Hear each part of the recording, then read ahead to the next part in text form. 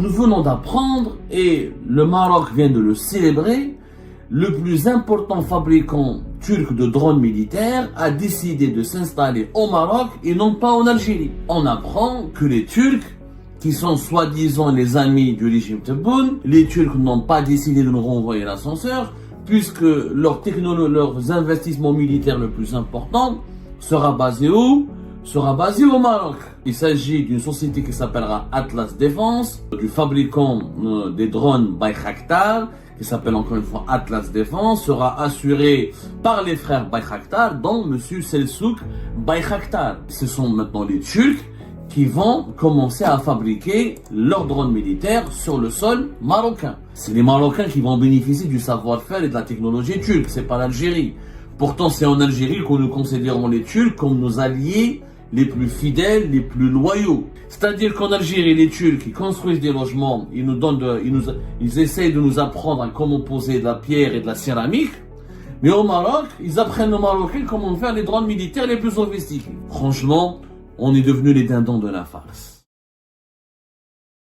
Nous venons d'apprendre, et le Maroc vient de le célébrer, le plus important fabricant turc de drones militaires a décidé de s'installer au Maroc et non pas en Algérie. C'est-à-dire que les Turcs ont beaucoup d'intérêt en Algérie, ramassent beaucoup d'argent en Algérie, et brassent des milliards en Algérie. Ils veulent que que le commerce extérieur entre l'Algérie et la Turquie atteigne il dépasse pour le moment les 5 ou 6 milliards de dollars. Ils veulent que ça soit pratiquement 10 milliards de dollars entre l'Algérie et la Turquie. Mais quand il s'agit de donner des technologies, de fabriquer des armes ou d'offrir un certain savoir-faire pour renforcer la défense nationale, les Turcs n'ont pas choisi l'Algérie puisqu'ils ont choisi d'aller s'installer au Maroc, qui est quand même le rival direct du régime algérien.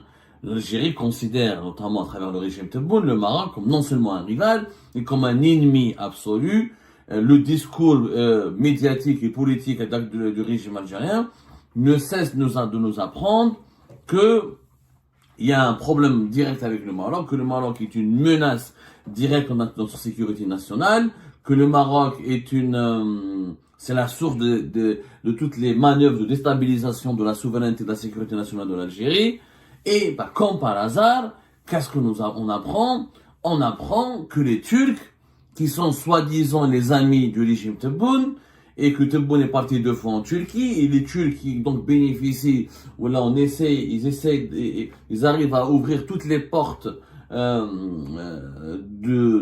l'establishment algérien, on leur donne tous les privilèges et les avantages, que ce soit dans l'immobilier, dans le textile, dans la sidérurgie, dans l'énergie, puisqu'on leur vend beaucoup de GNL, dans l'immobilier, le BTP on en a parlé, dans le commerce, dans les importations et les exportations. Les Turcs n'ont pas décidé, vu que les Algériens sont leurs partenaires et que les Algériens leur donnent énormément de privilèges et d'avantages, les Turcs n'ont pas décidé de nous renvoyer l'ascenseur, puisque leurs investissements militaires le plus important sera basé où? Sera basé au Maroc. C'est quand même bizarre, effectivement. Depuis le 29 janvier dernier, ce 29 janvier 2025, le célèbre fabricant turc des drones Bayraktar a décidé de créer une filiale en Turquie qui s'appelle Atlas Défense. Ça a été officiellement publié dans le bulletin officiel des annonces légales, qui est l'équivalent du registre de commerce au Maroc, le 29 janvier dernier. Alors, il s'agit d'une société qui s'appellera Atlas Défense. Alors, juste pour vous rappeler que le fabricant turc qui est à l'origine du grand succès des drones militaires Bayraktar s'appelle Baykar. Cette société Baykar a été fondée par les frères Bayraktar, dont le concepteur, et cette société existe depuis les drones militaires turcs ont commencé à être fabriqués, à être connus depuis 2014.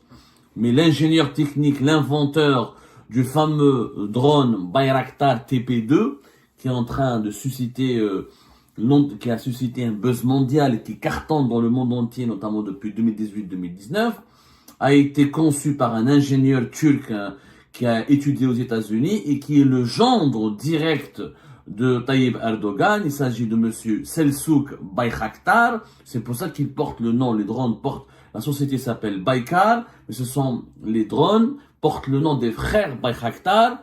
Il y a Selçuk et Özdemir. Selçuk, c'est le gendre direct du président turc Recep Tayyip Erdogan, qui est l'un des rares amis aujourd'hui de notre président algérien, Abdelmajid Tebboune, puisqu'il y a une lune de miel entre Tebboune et M. Erdogan. Sauf que le gendre de M. Erdogan donc, a décidé de s'installer au Maroc et non pas en Algérie, puisque la gérance de cette filiale turque du fabricant des drones Bayraktar, qui s'appelle encore une fois Atlas Défense, sera assurée par les frères Bayraktar, dont M. Selçuk Bayraktar. Donc il y aura le frère Lutfi Hallouk Bayraktar, donc c'est un autre frère, c'est pas Özdemir, c'est l'un des membres de la fratrie Bayraktar, et Selçuk Bayraktar sera aussi impliqué dans le développement et la gestion de cette société filiale marocaine du fabricant turc Baykar, qui a été officiellement créé, a été enregistré au tribunal de commerce de Rabat au Maroc le 5 décembre 2024 et qui a été annoncé officiellement dans le registre de commerce marocain à partir du 29 janvier. Donc la filiale marocaine du célèbre fabricant des drones turcs Bayraktar, la société Baykar, est officiellement opérationnelle depuis la fin du mois de janvier 2025. C'est quand même curieux que les Turcs, qui sont l'un des fournisseurs de l'armée marocaine achète beaucoup les Bayraktar, les drones militaires Bayraktar, après les Israéliens, et ce sont maintenant les Turcs qui vont commencer à fabriquer leurs drones militaires sur le sol marocain. Exactement comme les Israéliens. Je rappelle que les Israéliens, depuis 2022, il y a une série d'accords et de négociations pour que le Maroc pour que les Israéliens se dotent de filiales de fabrication de drones israéliens, notamment en avril 2024. Un premier projet a été officiellement annoncé par une société israélienne qui s'appelle Bluebird Aerosystem, qui est l'un des leaders israéliens dans les industries militaires, pour fabriquer, pour ouvrir une usine de production de drones militaires israéliens sur le sol marocain. Donc les Marocains vont bénéficier du savoir-faire et de la technologie israélienne et aussi de la technologie turque. Regardez la différence de traitement que la Turquie nous accorde. Les Turcs ne sont pas ils sont présents au Maroc, mais la majorité des logements au Maroc ne sont pas construits par les Turcs. Les Turcs, il n'y a pas une Tosheli et fait des affaires en Algérie, mais les affaires que les Turcs font en Algérie n'ont pas d'équivalent avec les affaires que font les Turcs au Maroc. Les échanges commerciaux d'ailleurs entre la Turquie et le Maroc ne sont pas aussi importants que les échanges commerciaux et le business qu'il y a entre la Turquie et l'Algérie. Eh ben, malgré ça, les Turcs préfèrent aller fabriquer leurs drones militaires très efficaces au Maroc, pas en Algérie. Donc j'aimerais bien que le régime Tebboune nous fournisse des explications. Voilà. Bon, les échanges économiques sont 6 milliards de dollars aussi entre la Turquie et le Maroc, pratiquement comme avec l'Algérie, à la seule différence que les Turcs en Algérie, non seulement il y a des échanges commerciaux, mais ils ont accès au marché public. Ils ont des marchés publics extrêmement importants, contrairement au Maroc où les Turcs n'ont pas accès autant au marché public. D'ailleurs, on va faire tout à l'heure une comparaison très précise sur les avantages que les Turcs obtiennent en Algérie et par rapport à la réalité de leurs activités économiques au Maroc. السؤال يبقى مطروح donc انا مانيش فاهم اسكو le régime algérien est aveugle. هذا l'allié turc qui part fabriquer comme Israël ses propres drones sur le territoire marocain. C'est une nouvelle inquiétante du point de vue du régime algérien. Si on considère le Maroc, pour moi le Maroc est un concurrent, n'est pas un ennemi. Mais le régime algérien le considère comme un ennemi. Mais déjà, si on se base sur le point de vue que que notre concurrent va fabriquer des drones militaires turcs redoutablement efficaces, c'est quand même inquiétant, alors que nous, les Turcs, sont censés être nos amis, nos alliés, et je ne comprends pas pourquoi les Turcs ne veulent pas le fabriquer chez nous. Pourquoi ils choisissent le Maroc et pas l'Algérie. C'est inquiétant, pourquoi? Parce que le drone turc Bayraktar TP2, depuis 2024, il constitue 65% des exportations mondiales de drones militaires. Les Turcs aujourd'hui sont devenus leaders du drone militaire. Cette société Baykar, elle a exporté vers 35 pays, dont 34 pays pour le fameux drone qui, on va dire, le Bayraktar TP2, c'est le drone militaire turc qui a le plus réussi, qui a une réussite éclatante à l'étranger. C'est le fer de lance de l'industrie militaire turque et c'est l'ambassadeur, si vous voulez, de la réussite. C'est le symbole de la réussite de l'industrie militaire turque. C'est vraiment la Mercedes ou la Ferrari des drones militaires turcs, on va dire comme ça. Cette société Baykar turque, des frères Bayraktar, en 2023, ils ont réussi à gagner plus de 1,8 milliard de dollars, dont 90% de leur chiffre d'affaires proviennent de leur vente internationale. C'est une réussite éclatante.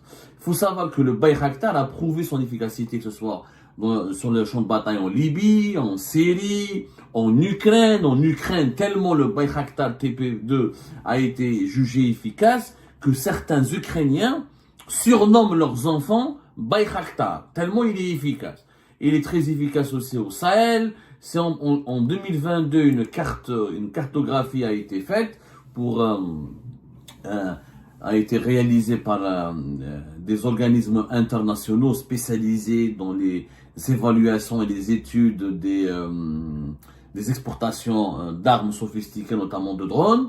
Cette cartographie démontre que la Turquie a réussi à exporter ses drones, notamment les fameux drones Bayraktar, vers des pays européens membres de l'OTAN comme la Pologne ou la Roumanie, vers des pays asiatiques comme le Kazakhstan et le Turkménistan, vers des pays qui ont des grandes armées comme le Pakistan, les pays arabes comme l'Arabie Saoudite, l'Éthiopie, et des pays africains, notamment les pays du Sahel comme le Niger et le Mali, ainsi que le Nigeria. L'Algérie achète des drones turcs. Elle les achète. Elle est aussi cliente des drones turcs. Mais, d'après les informations qui sont disponibles, l'Algérie, elle n'est pas cliente du Bayraktar, c'est-à-dire des drones d'élite de l'armée turque.